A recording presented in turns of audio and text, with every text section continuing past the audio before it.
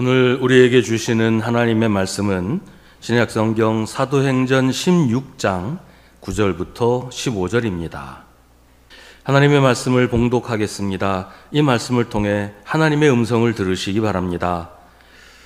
여기서 밤에 바울에게 환상이 나타났는데 마케도니아 사람 하나가 바울 앞에 서서 마케도니아로 건너와서 우리를 도와주십시오 하고 간청하였다. 그 환상을 바울이 본 뒤에 우리는 곧 마케도니아로 건너가려고 하였다. 우리는 마케도니아 사람들에게 복음을 전하기 위하여 하나님께서 우리를 부르신 것이라고 확신하였기 때문이다. 우리는 드로아에서 배로 떠나서 사모드라게로 직행하여 이튿날 네아폴리로 갔고 거기에서 빌립보에 이르렀다. 빌립보는 마케도니아 지방에서 으뜸 가는 도시요 로마 식민지였다. 우리는 이 도시에서 며칠 동안 묵었는데 안식일에 성문 밖 강가로 나가서 유대 사람이 기도하는 처소가 있음직한 곳을 찾아갔다. 우리는 거기에 앉아서 모여든 여자들에게 말하였다. 그들 가운데 루디아라는 여자가 있었는데 그는 자색 옷감 장수로서 두아디라 출신이요 하나님을 공경하는 사람이었다. 주님께서 그 여자의 마음을 여셨으므로 그는 바울의 말을 귀담아 들었다. 그 여자가 집안 식구와 함께 세례를 받고 나서 나를 주님의 신도로 여기시면 우리 집에 오셔서 묵으십시오 하고 간청하였다.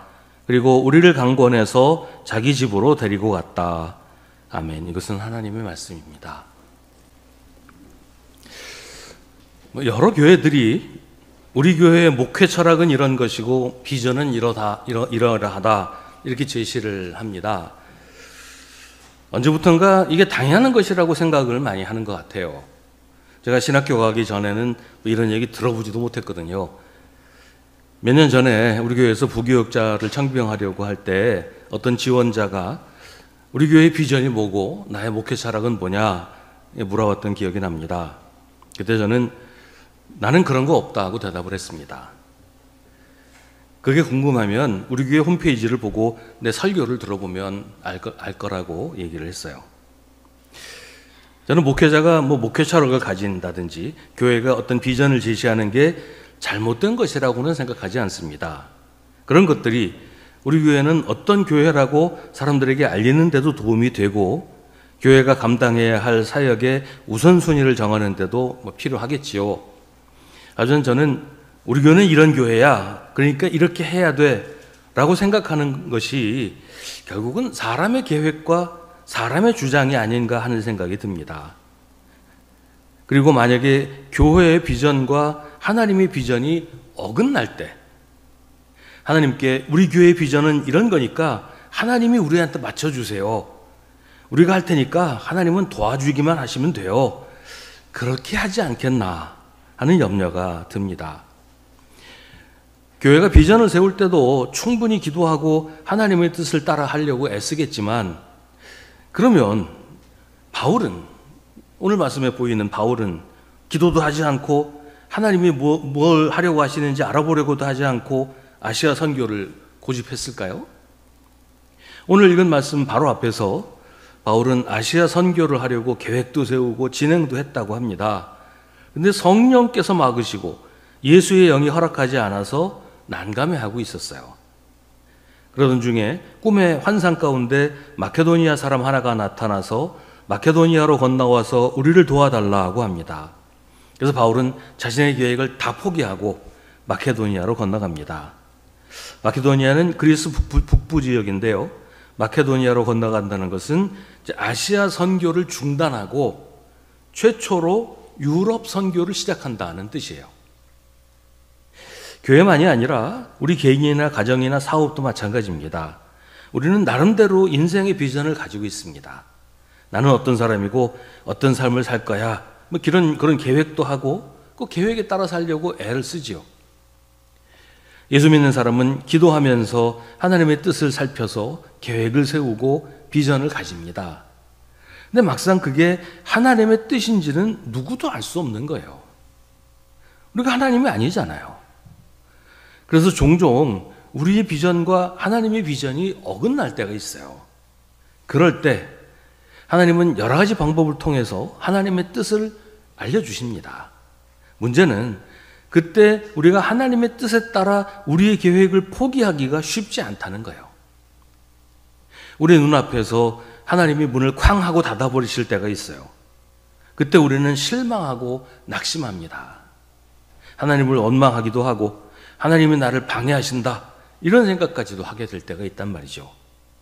그런데요, 하나님이 내 앞에서 문을 닫아버리시는 것은 그 문이 내가 들어가야 할 문이 아니기 때문이에요.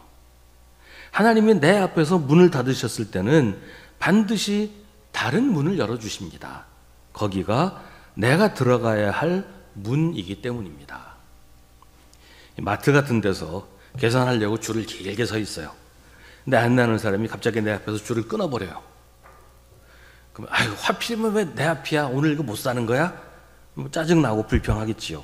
근데 그 안내하는 사람이 나부터 새로운 계산대로 인도를 해서 여기서부터 계산하세요. 그러면 잘 된 거잖아요. 그게 실망할 일이 아니잖아요.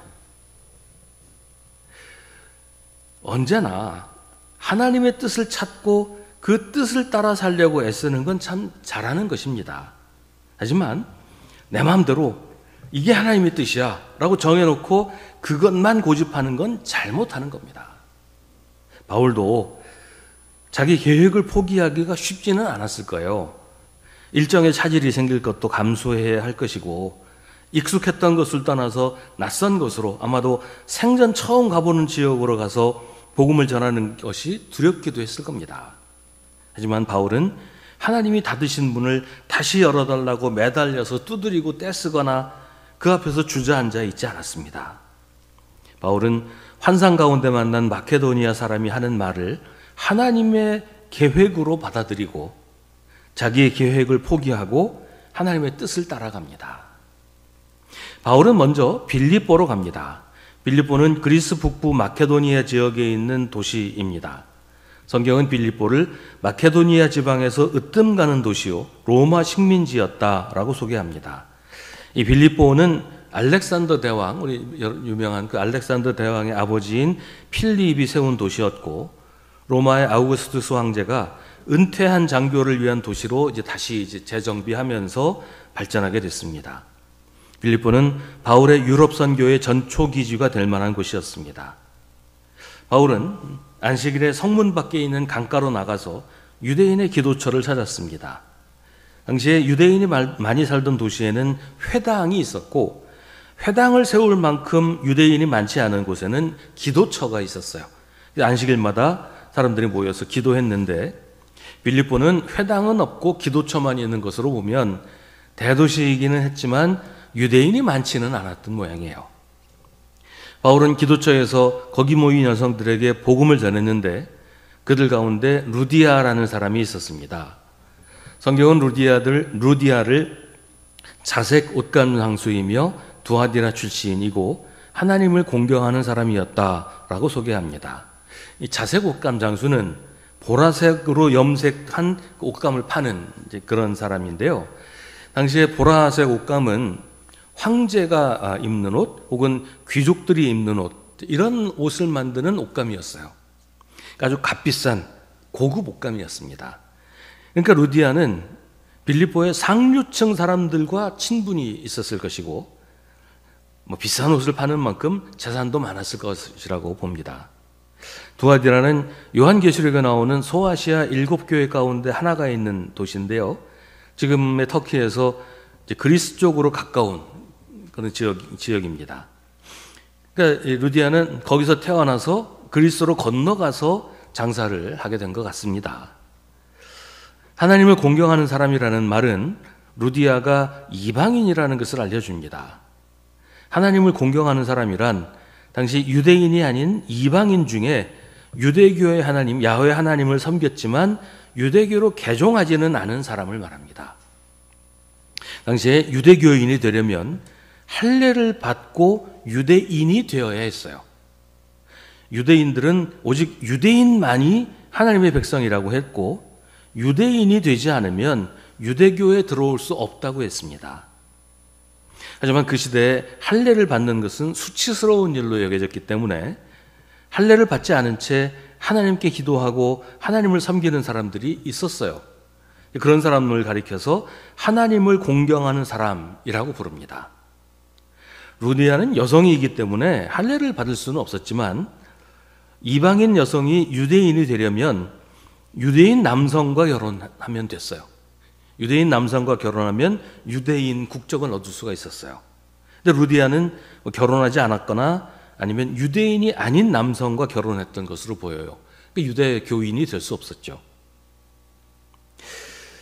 하나님을 공경하는 사람은 바울의 유럽 전도에서 중요한 의미가 있습니다. 사도행전 15장에는 이방인 전도 문제를 두고 최초의 교회 회의라고 하는 예루살렘 공의회 이야기가 나옵니다. 바울은 이방인이 예수를 믿을 때 할례를 받을 필요가 없다고 주장을 했습니다. 유대인만이 하나님의 백성이 아니라 예수를 믿으면 누구나 하나님의 백성이 되기 때문입니다. 근데 기독교인들 중에도 유대주의를 포기하지 못하는 사람들이 있었어요. 예루살렘을 중심으로 율법을 지켜야 구원받을 수 있다. 이런 사람들이 있었어요. 그들은 예수를 믿는 것만으로는 부족하다고 했습니다. 유대교회에서만이 아니라 기독교인이 된 사람이라도 유대인이 되지 않으면 하나님의 백성이 될 수 없고 구원받을 수 없다는 거예요. 이 문제를 두고 예루살렘 공의회에서 치열하게 토론과 논쟁을 했고 결론으로 바울이 옳다라고 결정을 한 겁니다. 유대인이 될 필요 없다. 할례 받을 필요 없다. 예수 믿으면 그걸로 충분하다. 이게 교회의 최종적인 결론이었어요. 이게 초대교회 선교에서 중요한 이유는 이 결정으로 인해서 하나님을 공경하는 사람들이 대거 교회로 들어올 수 있는 길이 열렸기 때문입니다. 유대교는 들어갈 수 없어서 하나님을 제대로 믿을 수가 없었는데 교회에서는 신앙생활을 올바르게 온전하게 할 수 있으니까 이 사람들이 유대교에 들어가기를 포기하고 교회로 많이 들어오게 되었다는 거예요.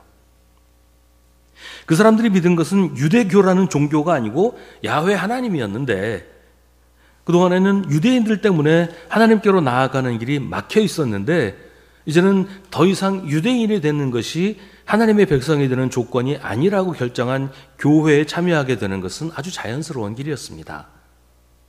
당시 바울의 선교가 큰 성취를 거둘 수 있었던 이유 가운데 하나가 이렇게 하나님을 공경하는 사람들이 대거 교회로 들어온 것이었다라고 교회 역사학자들은 이야기합니다. 루디아는 하나님을 공경하는 사람으로 평소에 유대인들의 기도처에서 함께 기도하고 하나님을 섬겼던 것 같아요. 거기서 바울이 전하는 예수 그리스도의 복음을 듣게 된 거죠. 당시에는 아직 신약 성경이라는 게 나오기도 전이었기 때문에 복음을 전하기 위해서는 구약에 기록된 예언들을 가지고 예수 그리스도에 대해서 설명을 했어요. 루디아는 아마 구약을 어느 정도는 알고 있었을 거예요. 기도처에서 기도를 했다면 구약에 대해서도 어느 정도는 알고 있었을 것이고, 그러니까 바울의 설명을 듣고서는 이게 무슨 말이구나 쉽게 이해할 수가 있었을 겁니다.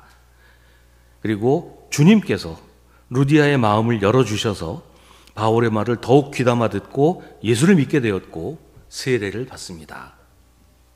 루디아는 자기 집안 식구와 함께 세례를 받았습니다. 그뿐만이 아니었습니다. 루디아는 바울에게 나를 주님의 신도로 여기시면 우리 집에 오셔서 묵으십시오 라고 간청을 했습니다. 간청만 한 것이 아니라 강권해서 억지로 끌고 가듯이 바울 일행을 자기 집으로 데리고 갔습니다. 그리고 거기서부터 빌립보 교회가 시작됩니다. 물론 그날부터 교회가 시작된 것은 아니지만 루디아의 결단과 헌신으로 바울의 빌립보 선교가 이루어질 수 있었고 그 결과 교회가 세워진 것이었습니다. 아시아 선교를 하나님께서 막으시고 유럽으로 건너가라고 하셨을 때 바울은 막막했을 거예요. 가본 적도 없고 아는 사람도 없는 곳에 가서 복음을 전하는 것이 쉽지 않았을 것이고 또 자기는 이 아시아 선교를 위해서 계획을 다 짜놓고 있었는데 어디 가고 거기 어디 가서 누구 만나고 다 짜놓고 있었는데 그거 다 폐기 처분하고 정말 새로운 곳으로 들어가서 시작해야 되니까 얼마나 막막했겠어요. 유럽은 아시아하고는 또 달라서 문화나 풍습이나 이런 것이 전혀 다른 곳인데 그야말로 맨 땅에 헤딩하는 심정 아니었을까요? 하지만 바울은 빌립보에 가자마자 가장 든든한 후원자를 만납니다.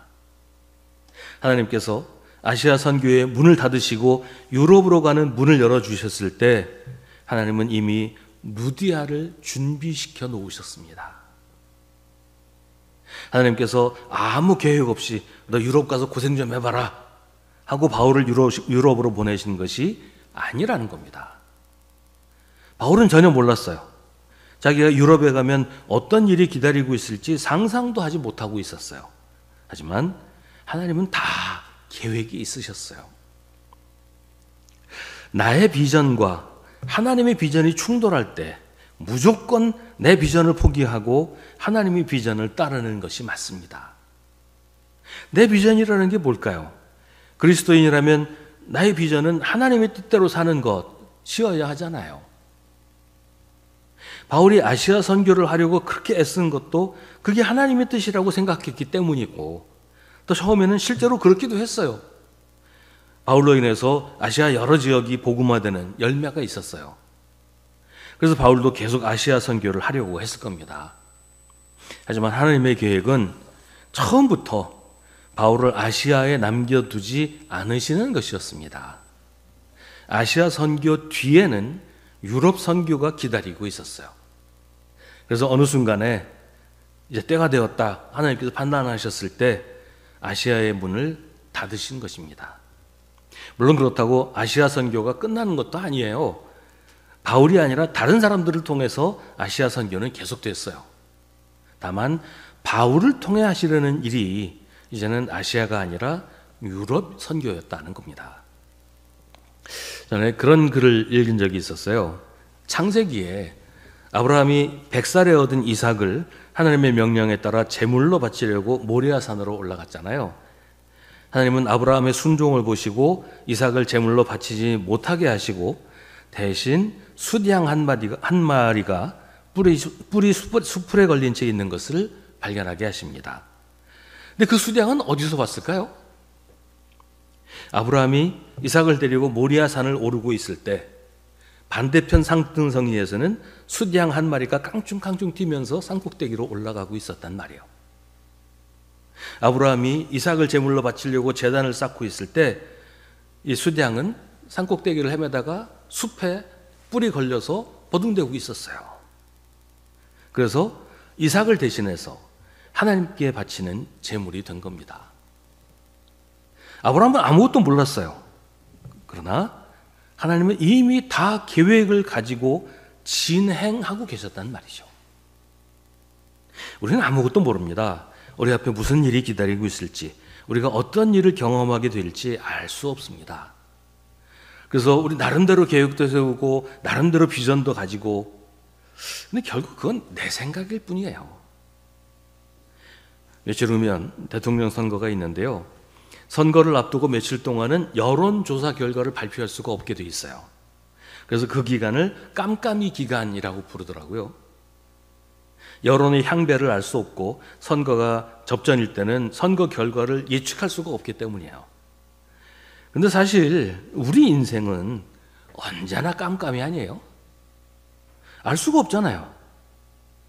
그렇다고 해서 뭐 아무 계획도 없이 인생에 대한 설계도 없이 되는 대로 살 수는 없어요.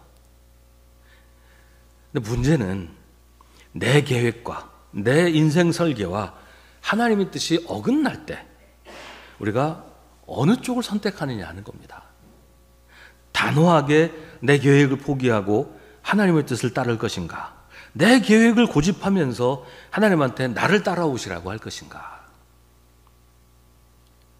극단적으로 말하면 내 계획이 어그러지고 내가 생각한 것과 전혀 다르게 일이 진행되면 내 생각이 하나님의 뜻과 다른 것일까 하면서 고민을 시작해야 됩니다. 무조건 그게 하나님의 뜻이야, 내 생각은 하나님의 뜻이 아니야 라고 뭐 딱 단정 지으라 그런 얘기가 아니고, 이게 혹시 하나님이 나를 가로막으시는 건 아닐까 하고 확인해 봐야 한다는 거예요. 사실 하나님의 뜻을 알아차리는 게 쉽지는 않아요. 오늘 바울에게 하셨던 것처럼 우리한테 무슨 환상으로 보여주시는 것도 아니고, 또 뭘 봤다고 해도 그게 하나님이 보여주신 것인지 그냥 내 머릿속에서 나온 것인지 알 수가 없잖아요. 하지만 우리가 항상 우리 하나님께 우리의 시선을 고정하고 하나님의 말씀을 늘 마음에 새기면서 살면 하나님이 하시는 일을 발견할 수 있습니다. 언제나 방해가 되는 건 내 생각이에요. 내가 평소에 가지고 있는 생각, 내 사상이나 이념, 내 이해관계 이런 게 하나님의 뜻을 깨닫는데 가장 큰 방해가 됩니다. 성경 읽을 때도 그렇잖아요. 똑같은 하나님 말씀을 읽는데 읽는 사람에 따라서 정반대로 받아들이는 경우가 참 많아요. 하나님은 이 사람한테는 이렇게 말씀하시고 저 사람한테는 저렇게 말씀하셔서 그런 게 아니에요.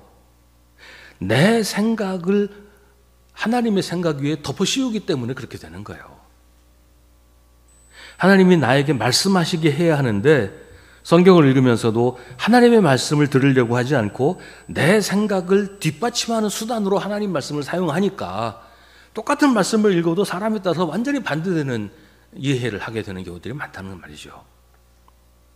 성경을 읽으면서 하나님이 나에게 이렇게 말씀하시는구나 하고 들으려고 애써야 되는데 성경을 읽으면서 이거 봐, 내 말이 맞잖아 라고 하면서 읽으니까 성경을 아무리 읽어도 거기서 하나님의 말씀을 듣지 못하고 내 주장만 고집하게 되는 말이에요. 우리도 살면서 막다른 골목에 맞닥뜨릴 때가 있습니다. 때로는 하나님이 내 앞에서 문을 쾅 하고 닫아버리시는 것 같다고 생각하게 될 때도 있습니다. 그래서 실망하고 낙심합니다. 원하는 일이 좀처럼 이루어지지 않고 원하지 않는 일이 너무 쉽게 일어납니다. 오죽하면 이 대중가요 가사 중에 왜 슬픈 예감은 틀린 적이 없나 이런 가사가 있어요. 이게 굉장히 히트한 노래예요. 많은 사람들이 공감했다는 거잖아요. 맞아. 왜 내가 불길한 예감을 하면 틀린 적이 없지? 샌드위치를 먹으려고 빵에 잼을 발랐어요. 근데 실수로 떨어뜨렸어요. 그럼 항상 잼 바른 쪽이 바닥으로 떨어져요. 이걸 머피의 법칙이라고 부릅니다. 좋은 일과 나쁜 일이 있을 때 일이 나쁜 쪽으로 진행될 확률이 훨씬 높다는 거예요. 그런데 우리에게 그런 일이 있을 때 우리는 그것을 머피의 법칙이라고 생각하지 않고 하나님이 막으셨다, 하나님이 문을 닫으셨다라고 생각해 보아야 한다는 겁니다. 물론 모든 경우에 다 그런 건 아닐 테지만 잠시 멈춰서 하나님의 뜻을 다시 확인해 보는 게 우리가 해야 할 일이라는 겁니다. 중요한 것은 하나님이 우리를 망하게 하시려고 잘못된 것으로 인도하시는 일은 결코 없다는 거예요. 하나님이 내 앞에서 문을 닫으시는 것은 그 문이 우리가 들어가면 안 되는 문이기 때문이에요. 우리가 하나님이 내 앞에서 문을 닫으셨다라는 생각이 들 때는 하나님이 나를 새로운 문으로 인도하시는구나 라고 생각하고 열린 문을 찾아야 됩니다. 하나님이 반드시 우리가 들어가야 할 문을 열어주시니까요. 원망하고 탄식하는 것은 우리가 할 일이 아닙니다. 하나님은 언제나 더 좋은 것으로 우리에게 주시려고 합니다. 하나님은 처음부터 다 계획이 있으십니다. 우리의 계획과 하나님의 계획이 어긋날 때 하나님은 여러 가지 방법으로 우리를 멈추게 하십니다. 그리고 하나님의 뜻을 찾아보라고 하십니다. 하나님이 닫으신 문 앞에서 탄식하지 말고 하나님이 열어놓으신 문으로 들어가라고 하나님이 우리를 부르십니다. 그리고 그 문을 들어가면 바울을 기다리고 있던 루디아를 만나게 될 것입니다. 하나님이 준비하신 수양 한 마리가 아브라함과 이삭처럼 우리를 기다리고 있을 겁니다. 하나님이 열어놓으신 문 뒤에는 하나님의 계획이 우리를 기다리고 있습니다. 우리는 상상도 하지 못했던 놀라운 역사가 우리를 맞이할 것입니다. 하나님은 언제나 우리를 위한 계획을 가지고 계십니다. 그리고 하나님은 언제나 우리에게 가장 좋은 것을 주시는 우리 아버지이십니다. 기도하겠습니다. 언제나 우리에게 좋은 것으로 주시는 하나님 앞에서 우리의 지식을 자랑하고 하나님의 계획을 무시하고 우리의 계획을 고집하는 어리석은 저희를 고백합니다. 닫힌 문 앞에서 하나님이 열어놓으신 문을 외면한 채 주저앉지 말게 하시고 주님이 우리를 위해 열어주신 문으로 들어가서 주님이 마련하신 우리의 미래를 열어가도록 저에게 믿음을 더하여 주옵소서. 더 크고 더 강한 믿음이 아니라 오직 주님께 순종하는 믿음으로 살도록 저희를 인도하여 주옵소서. 예수님의 이름으로 기도합니다. 아멘. 우리 구주 예수 그리스도의 은혜와 하나님 아버지의 사랑과 성령의 사귐이 주님을 예배하고 주님을 따르기로 다짐하는 사랑하는 주님의 자녀들에게 언제나 함께 하시기를 간절히 축원하옵나이다. 아멘.